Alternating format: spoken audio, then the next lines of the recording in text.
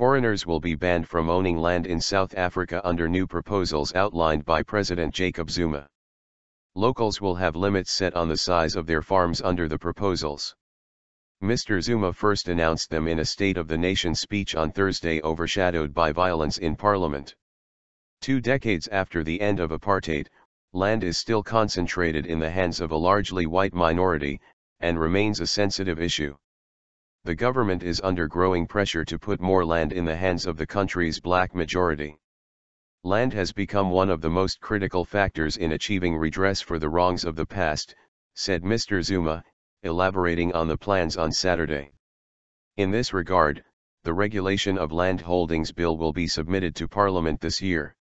In the future, foreigners will only be allowed to lease land, not to own it, he said, adding that local farmers would not be able to own more than 12,000 hectares.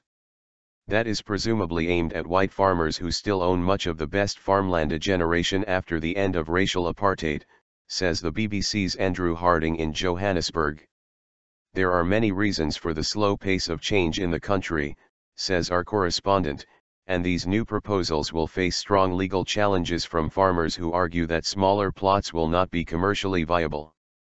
But the governing African National Congress is looking for votes, and is wary of being outflanked by more radical voices calling for white-owned land to be seized without compensation, he adds.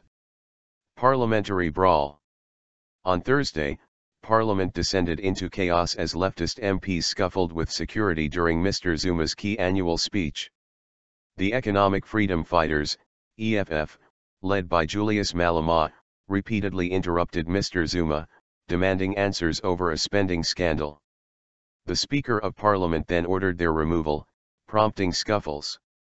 The EFF used President Zuma's annual State of the Nation speech to question him about a state-funded, multi-million-dollar upgrade to his private residence. The party has shaken up South African politics with a series of populist proposals to redistribute wealth.